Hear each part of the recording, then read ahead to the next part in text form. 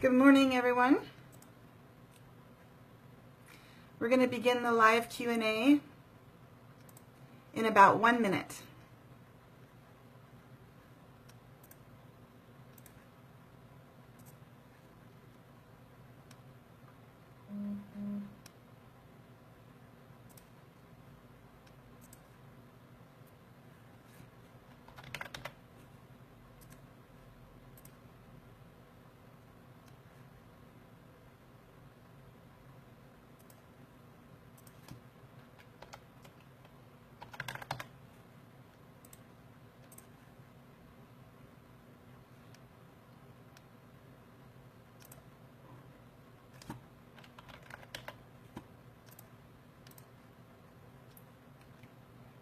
Good morning, Yashira.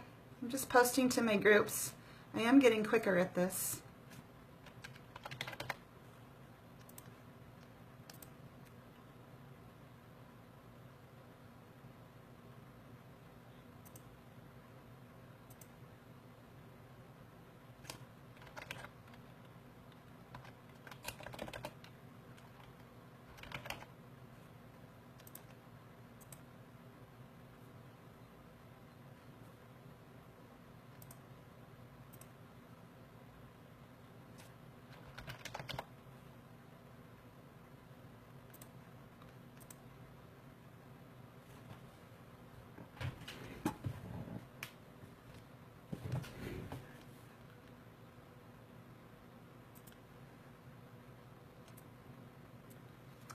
Okay, good morning, everyone. I'm Pam Fox at pamfox.org. And I was saying yesterday that I'm trying to get a very important message out into the world. I suffered with GERD and hiatal hernia for several years, and I know it can be a maddening condition. I know that we can become desperate for relief. For me personally, I couldn't escape my symptoms no matter what I tried, and I get it. When you have severe symptoms and you can't escape them day and night, it just messes with your mind. There were times where I just wanted to end it all. I couldn't bear it. And I know that I've gotten a lot of comments on my YouTube channel over the years and talking about this condition, and I can sense other people's desperation and their pain. And so now I have reversed my hiatal hernia. I have overcome GERD. I am no longer symptomatic, and I have not forgotten what that was like. And so I've been sharing this journey really since the beginning, everything that I was trying, everything that was working, everything that wasn't working. And then I really started to have a lot of success when I made some really important connections.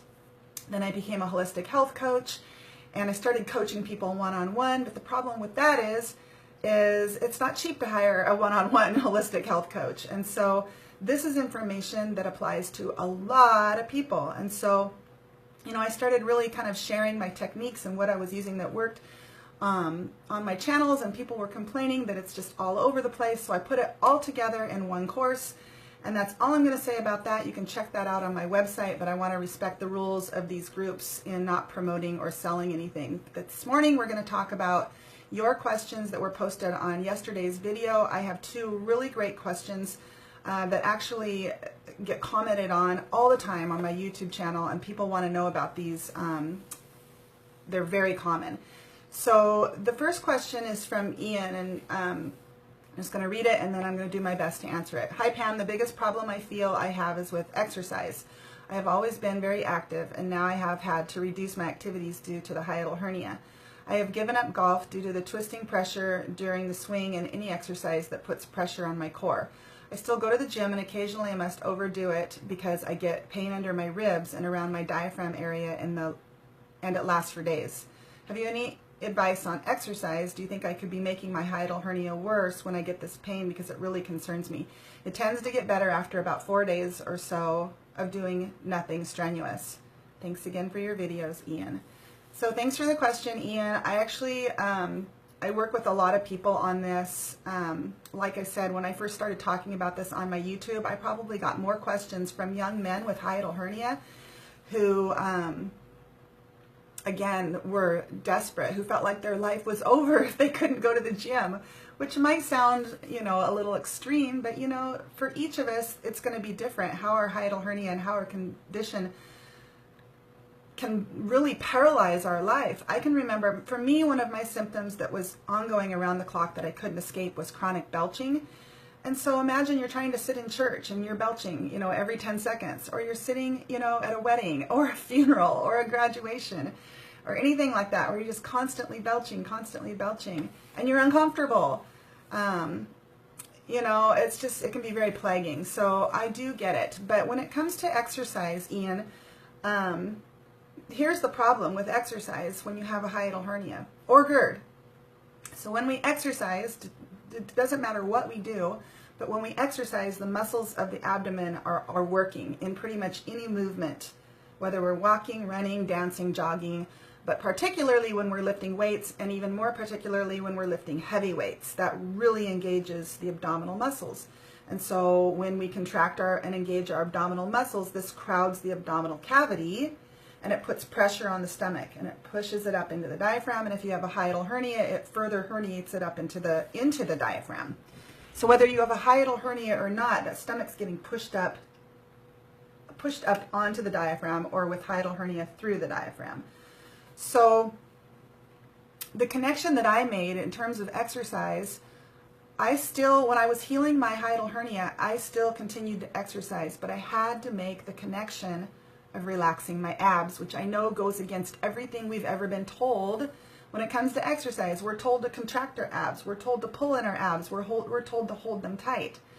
And so I know this is something that nobody is talking about. It's very hard to find anybody talking about, but it is out there.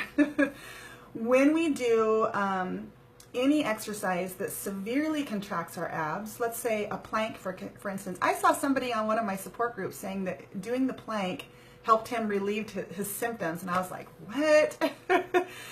And Ian, in fact, you commented on that. You commented on that post, and I agree with you. That's like, what? But everybody's different, and I can kind of see how it would help relieve symptoms, because in the plank position, it does pull your diaphragm up. So I can see how that would create separation.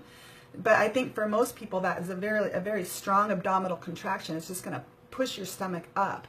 But I mean, if it's pushing your stomach up and it's also pulling your diaphragm up, I can see how it could create, it's just everybody's going to be different, just depending on your level of conditioning, depending on your body, depending on your hernia.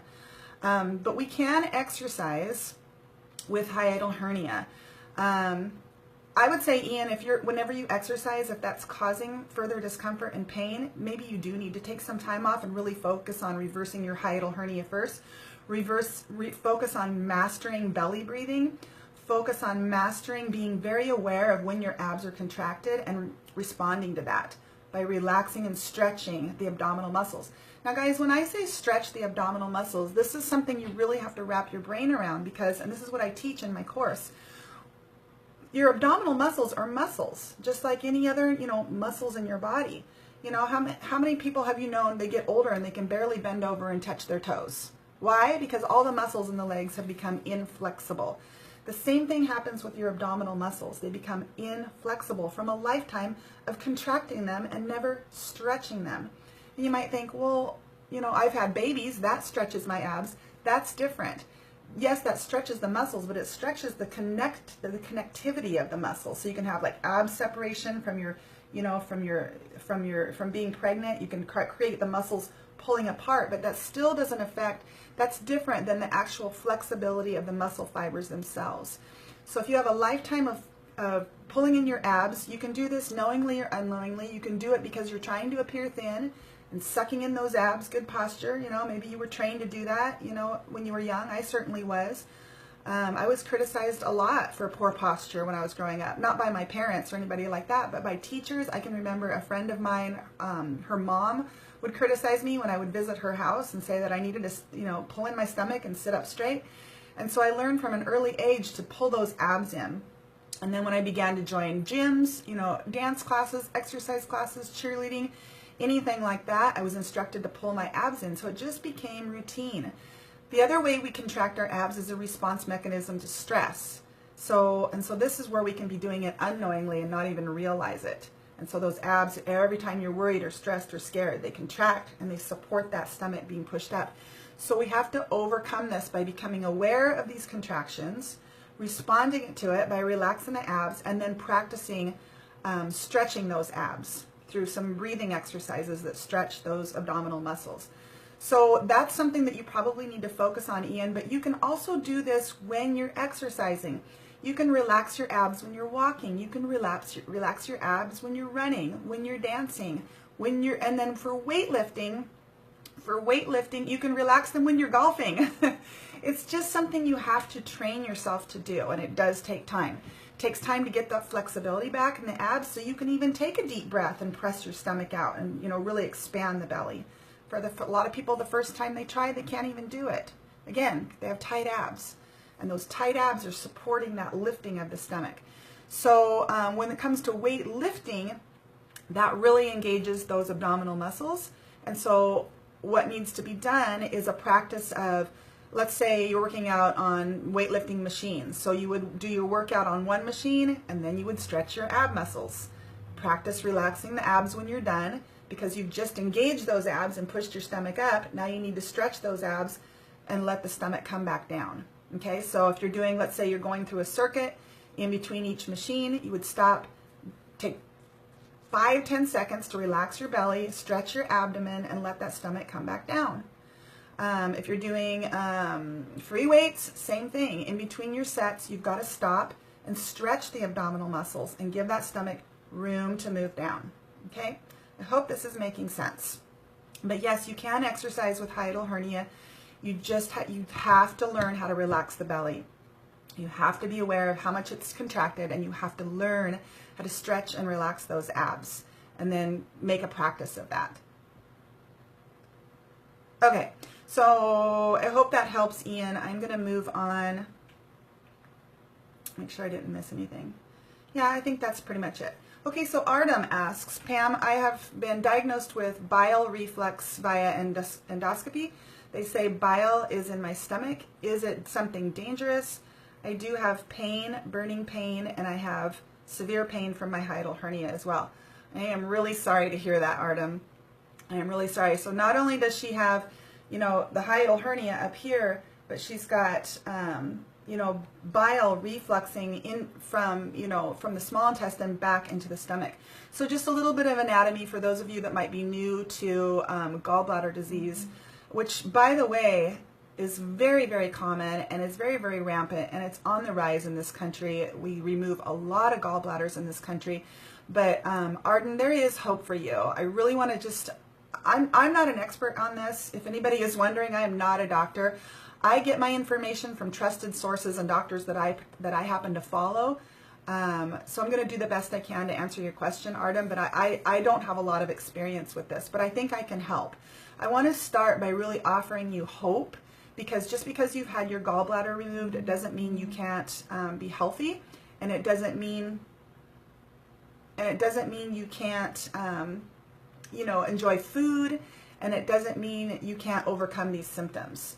All right, so a little bit of anatomy. So when we first of all, our liver creates the bile and then stores it in the gallbladder. Okay, then the bile comes from the gallbladder to the small intestine to emulsify and digest fat. Okay, so liver, gallbladder, small intestine. The gallbladder is just a storage tank for the bile, the fluid that emulsifies and digests fat. So once that's removed, the liver still creates the bile. It just goes directly from the liver to the small intestine, or the duodenum, where it's going to begin to emulsify and digest your fats. So there's a couple of things you want to take a look at. One is you want to make sure you're having really optimal, healthy liver function. Okay, and so I don't know, you didn't mention what kind of diet you're on, or what kind of food you eat. I always recommend plant-based nutrition, whole foods, plant-based nutrition. And when it comes to really improving the health of your liver, which is where this starts, a whole foods plant-based diet is the best thing that you can do. Okay, so it starts with the liver. A high fiber diet, which is a whole foods plant-based diet, is going to help with that as well. fiber attaches to toxins and attaches to bile, and it helps remove those things from the body. So whole foods plant-based is, you're talking about eating plants as your primary, food. That's your fiber. That's your fiber. Plants equals fiber. So that fiber is going to help remove those toxins and help, connect to those toxins, connect to that bile, and remove it out of the body. Okay, so that's, again, beginning with a healthy liver, your detoxifier. You can also, and also, by the way, some of the best plant foods that you can eat that are really good for this, the number one food is beets. You really should be eating beets. Artem, a beet a day is what I suggest. Try to, if you don't like them, try to find a way to prepare beets that you do like. You can have them fermented. You can have them roasted is really good. What are they? Pickled beets. I love pickled beets. So figure out a way to get beets into your diet every single day. Jody asks, would a fiber supplement be good to take? Jody, it's my opinion that a fiber supplement isn't the most ideal thing to take. There are sometimes reasons that you would need to take a fiber supplement. The best way to get your fiber is from whole plant foods. Now, if you're a person, let's say you have a condition known as SIBO, you may have difficulty digesting those fibrous foods, and that's when I would recommend that you maybe do, you juice your foods for a couple days or a week to begin to heal the gut and get the nutrients, the healing nutrients from those fibrous foods without putting the fiber in. But the food versus a fiber supplement is always going to be better. The food is always going to be better than the supplement. But there is a time and a place for supplementation. Just make sure you're taking the best fiber supplement that you can find. Really do your research. Find the best fiber supplement you can find. They put a lot of junk in those fiber supplements. Okay, so that brings me on to probiotics and prebiotics. So with gallbladder disease and with no gallbladder, for a person who's having symptoms like Artem is having, so in other words, she had her gallbladder removed, but she's still having pain and symptoms with this condition. Many times people have their gallbladder removed and they feel great. So, hi Artem. So, but if you are experiencing symptoms after gallbladder removal, that means you still are having a problem with digestion. So we start with the liver and then we move on to the digestive tract. So one of the things you can look at is prebiotics and probiotics. So the difference is a probiotic is where you're actually adding in healthy bacteria, the healthy bacteria in that probiotic. So you can take a supplement adding in healthy bacteria to help begin the healing process of the gut. Prebiotics are a food for the probiotics, so they feed the healthy bacteria. So those are some things you can look into, and again, you want to try to do your research and find the best sources of supplementation, which I know is tricky, and I'm going to give some advice for that at the end of this live, or at the end of this question. So take a look at prebiotics and probiotics. You can certainly, by being on a whole foods plant-based diet, this does stimulate healthy gut flora just by eating a lot of whole plant foods. Fermented foods are also helpful. Things like kimchi, sauerkraut, and kombucha. Another thing you can try, another thing you want to make sure you're addressing is the stomach acid in your stomach. When it comes to healing your gut, you want to make sure you have a very healthy production of your own stomach acid. So a lot of times people get confused by this. They say, well, I have GERD, does that mean I have too much acid? No, there's a difference. So your body makes and secretes stomach acid to digest your foods. That's your stomach acid. The foods that you put in that are acidic, that's totally apples and oranges. That's two different things. So you want good, strong, healthy stomach acid. You want your body to be able to produce strong stomach acid, to be able to digest your food, to be able to kill off bugs, parasites, viruses in the gut, and to promote really healthy digestion. So this is something you need to look into as well. See if you have low stomach acid or what's known as hypochlorhydria. A lot of doctors don't really address this. You have to go to an alternative doctor, and I'm going to talk more about that at the end of this question. So some of the things you can try if you suspect you have low stomach acid, you know, is adding lemon to your water. You can try, you know, taking, for some people, just supplementing with good apple cider vinegar is very helpful. I had low stomach acid and those things did not help me. I had to take a hydrochloric acid supplement. So that's something you can look into as well. Bile salts. So oftentimes people with gallbladder disease, they will take a bile salt supplementation to help break down those calcium, the stones. For a person who's had their gallbladder removed, it's usually not something, I don't think conventional doctors will take out your gallbladder and then say, okay, now take these bile salts. But in the research that I've done and the doctors that I follow, there is a time and a place for bile salt supplementation, and this may be something, Artem, that could really help you, because the bile salts, you don't have a gallbladder, but you still have what's known as a common bile duct, and that can become clogged after gallbladder removal. And those bile salts could be enough to emulsify and break up any sluggishness through that common bile duct. So this is also something to look into.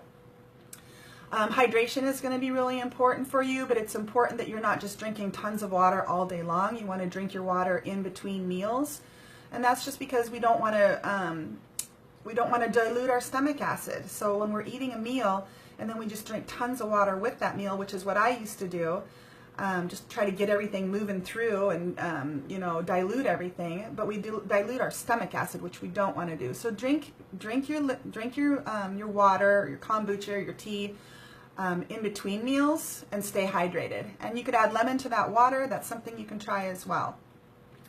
There are a lot of supplements that you could try as well, Artem. Just the typical supplements you see a lot on these support groups, like slippery elm, marshmallow, licorice root, chamomile. These can all be very anti-inflammatory. They can be soothing. They can help build up the mucus lining that protects your stomach. And a lot of people experience and find a lot of relief with these things, but they aren't necessarily fixing the problem. They're kind of like, you know, just like a drug, like it's a Band-Aid. It's going to help a little bit, but you really want to get to the root of the cause, which means healthy liver, healthy gut, and that's done with nutrition. That's done by taking out the junk foods, really cutting back on the meat, dairy, and eggs. Now, I want to stress, you know, oftentimes people who get their gallbladder are told to go on a low-fat diet. And while I would agree that that's important, a plant-based diet is by default a low-fat diet because plants are typically low in fat. Now, there is fat in all plant foods. There's fat in fruit. There's fat in all plant foods. Our body doesn't need a ton of excess fat, right? It just needs a little bit.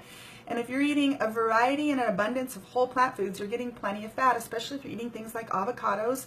I happen to love avocados. I would probably live on them if I thought I could get away with it. I love olives. You know, coconut, adding a really good source of coconut when you make your, you know, your curries, adding in coconut milk. Nuts and seeds, those are all really good, healthy sources of fats. But I mean, everybody's going to be different. Some people are allergic to nuts and seeds. You know, we have food allergies, we have food insensitivities. So it's just different for everybody. You really got to just take your own healing journey and explore all this stuff. And really, I'm going to go ahead and talk about this now, and then I have one other thing. Really seek out help from professionals that are getting the results that you want.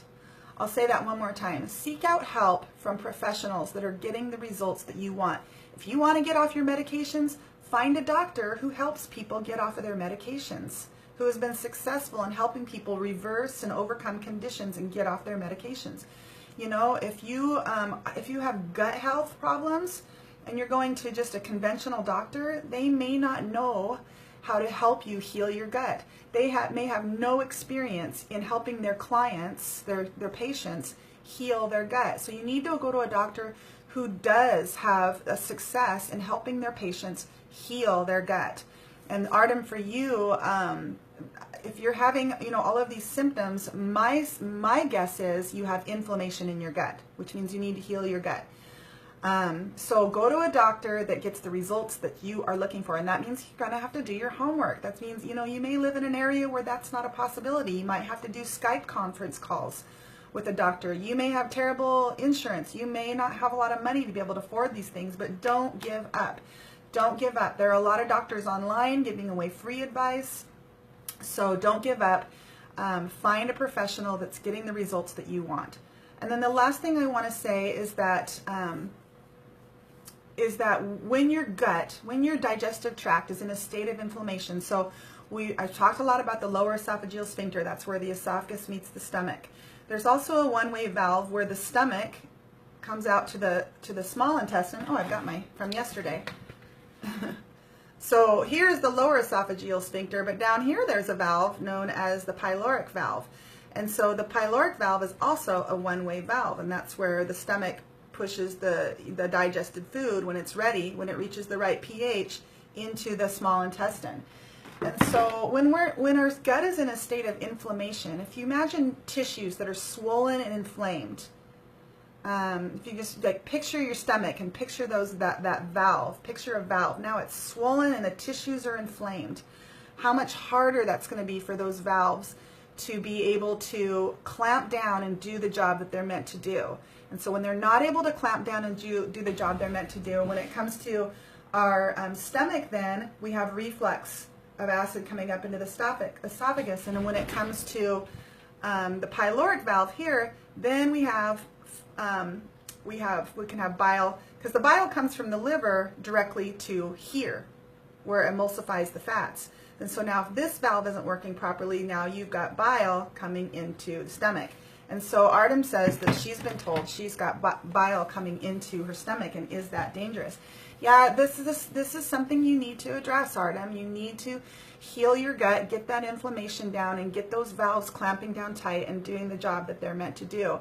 And so it really starts with healing the gut and making sure those valves are working properly. And as far as the hiatal hernia goes,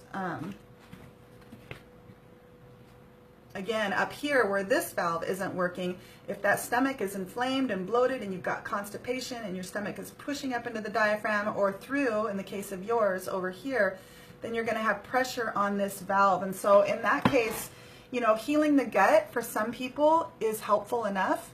It's enough to, you know, make them feel great and eliminate their symptoms. In my case, it wasn't. I had to get that stomach down and out. I had to get that stomach down and out of that herniated position in order to take that pressure off of this guy. Take pressure off of this stomach and off of this valve. I had to get it down and out of that position. So those are all things that you can consider, Artem. I hope that that's helpful. And those are the two questions. Let me just look really quick. I saw some other questions here. I pushed the wrong button. Can I do breathing exercises on an empty stomach? Hi, Prabdeep. So, can you do breathing exercises on an empty stomach? Well, yeah, absolutely. I always recommend that you either do them on an empty stomach, a partially empty stomach.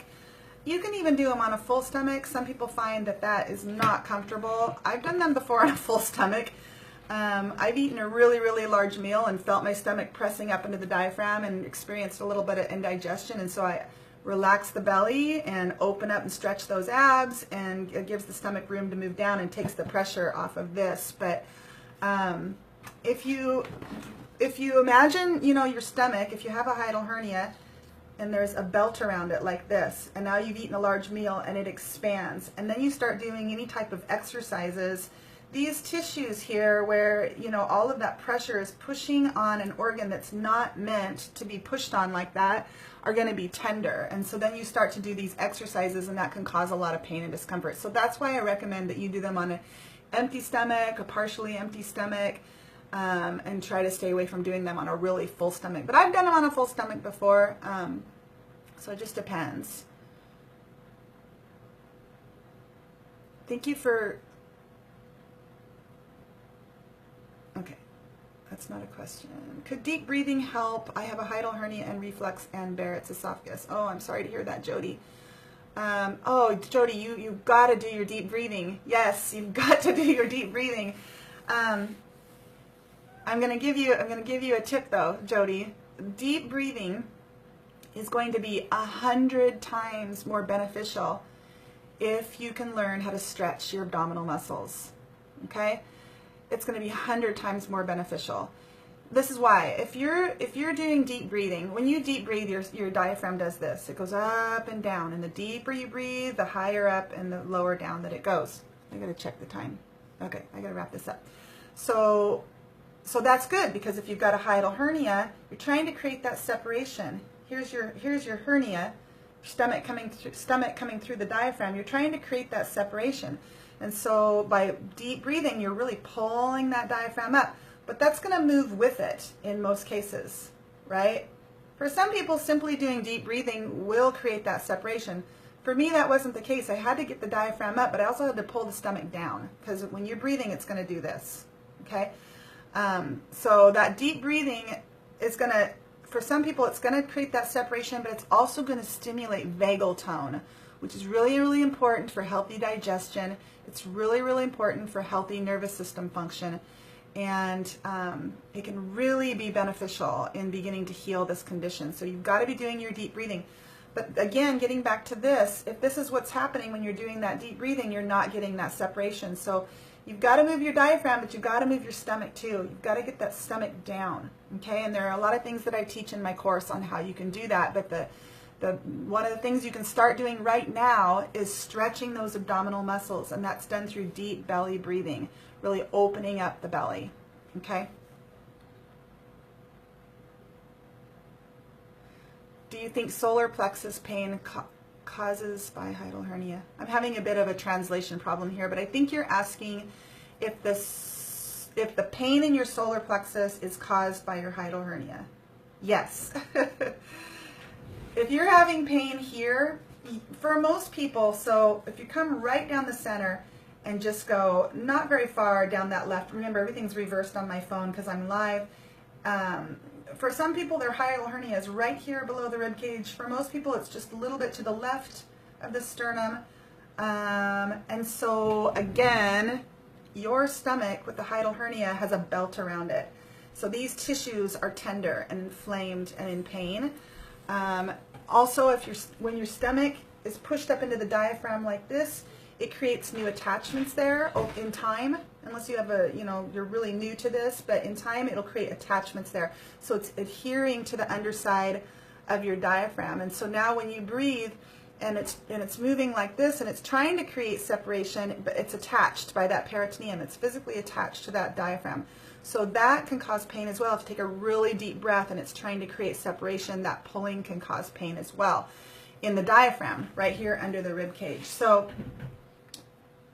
that's why, again, it's really important to unherniate your hernia. That's really, heal the gut, unherniate your hernia. That's where you're going to get relief from your symptoms. Okay, so that's it. Thank you all so much for watching. I hope this has been helpful. Don't forget to follow me here on Facebook. Hit the follow button. I've got one more week of sharing information. I'm going to be talking about, this week I'm going to be talking a little bit more about exercise. I'm going to be talking about some of the specific, not just the exercises that I did and teach to reverse my hiatal hernia, but I'm going to be talking about some specific yoga exercises that can be very helpful for hiatal hernia.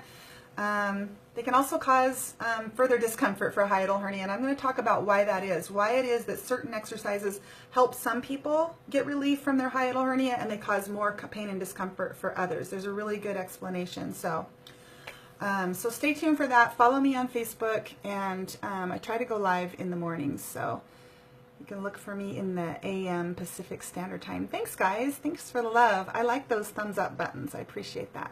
All right, you guys have an awesome day. Thanks for watching.